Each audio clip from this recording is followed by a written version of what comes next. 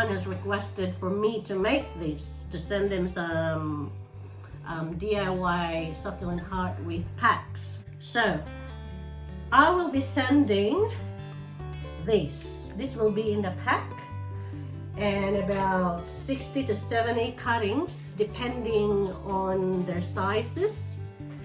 Most of them will be rosette types, and something that you'd be using as a focal point in your arrangement, that when somebody looks at it or when you look at it, that's what you would see first. Your focal point can be either here, or sometimes I also like to do it here when I'm putting something that would hang, like this ruby necklace, and then I would put something on top of it there. All right, so now, but first thing first, this is chicken wire. I use the chicken wire that's easier to manipulate to make it into this. I would have sent you the metal chopsticks. This is easier to use because it doesn't break. The wooden one, you can't use too much of it. It'll be one-time use, probably 2-3 holes and it falls apart. So what you need to do first is you need the sphagnum moss to be wet. So it doesn't have to be soaking wet, but it's easier to work with a wet sphagnum moss. Inside the sphagnum moss, I've also put some soil in. That way your succulent will actually grow better. As per my instruction that I'm going to send you, just pat it dry. Oh, thank you. By the way, Kimberly Chung is the one recording me at the moment.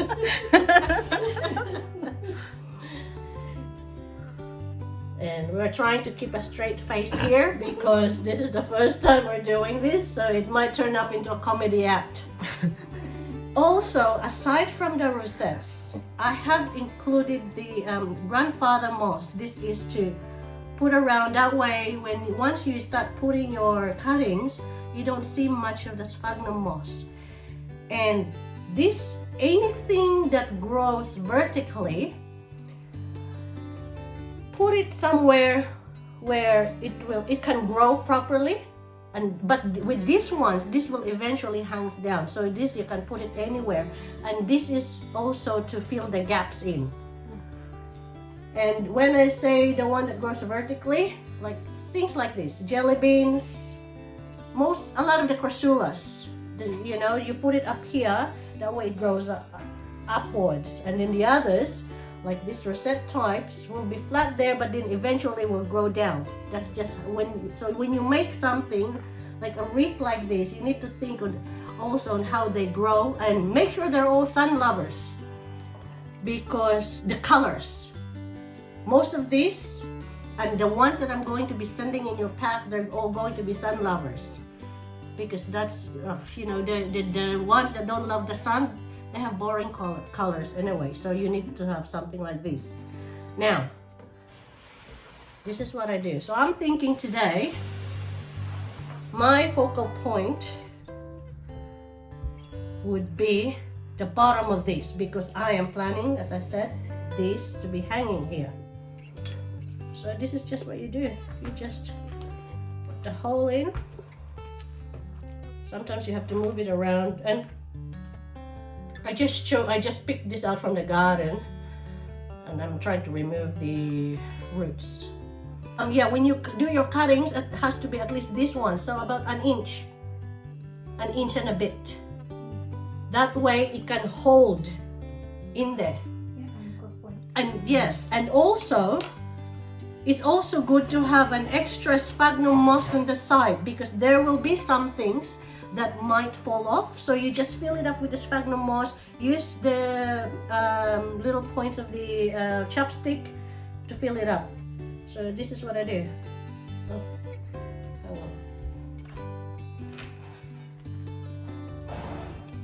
So you can see there's soil in there.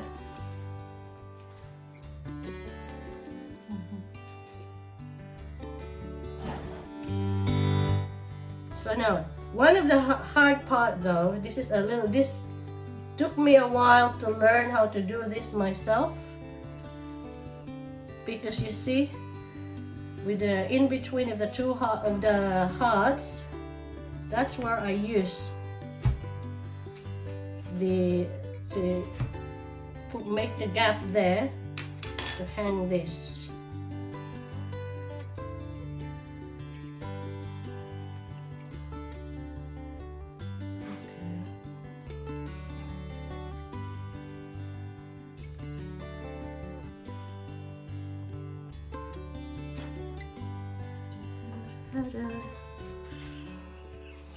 Sorry, I'm always humming. I have a funny video of me beheading an expensive plant where I started humming. Like a psycho. Apparently, it didn't sound too good. People laughed at it. But anyway, I'm a clown most times. All right. Then you have to think about what you're gonna put up here. So now that once this is in, you have to pick something that will another rosette tie that would be that would contrast the colors. That way it would look more attractive and it doesn't take out the focus on this one, your main cutting. Has to be a pretty one. Okay.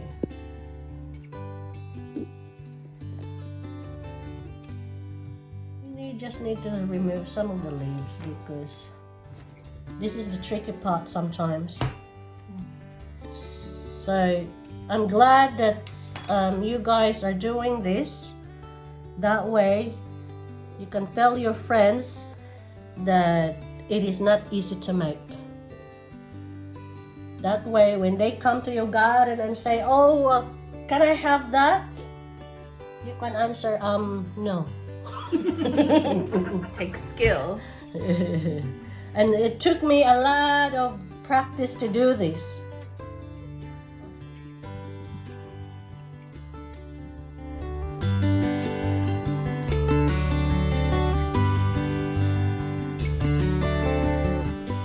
After those first 3, you can work with your initial. Sometimes I do it. I put the sphagnum moss first, but to be honest, today I was so distracted. But it's not too late. So you just use it around and spread it. One good thing with this air plant is they don't need to be inserted because they will survive like that.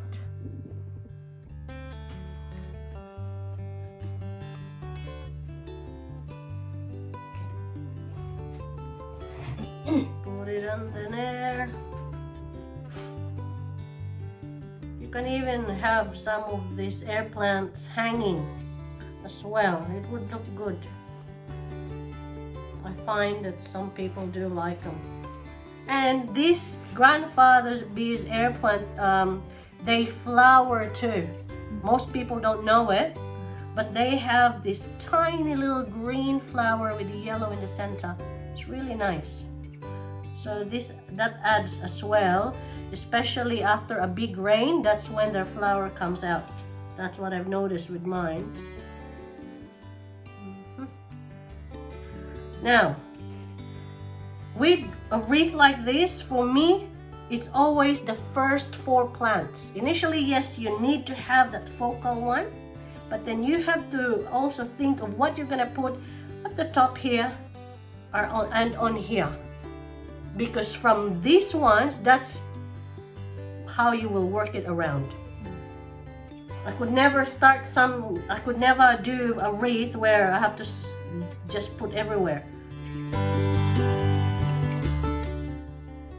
like this one, but it's too big. That's okay.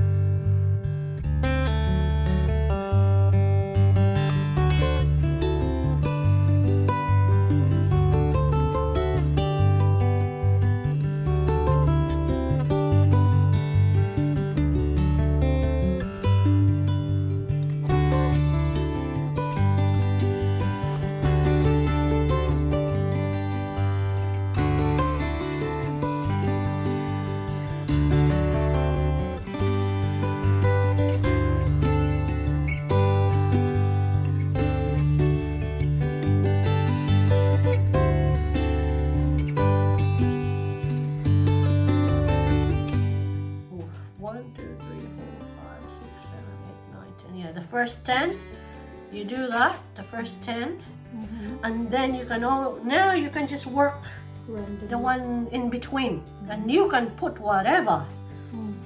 But with for what I do with these ones, I normally use these varieties last ones that I put in, only for the gaps in between, because they look nicer like that.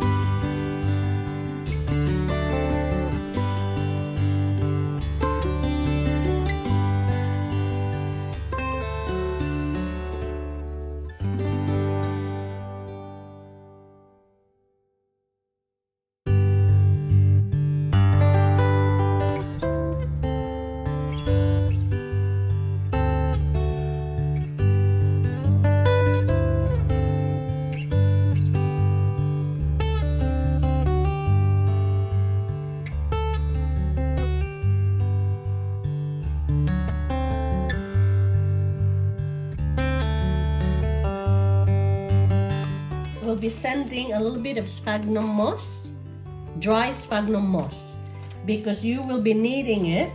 For example, this one is a little bit loose. In order for it to stay, what you need to do is wet the sphagnum moss like this. Then do that, and then get a little bit of that and put it there just to secure the succulent. Now, some people use garden wires to secure it. They sometimes put it through the plant, but for me, I don't like hurting my succulents.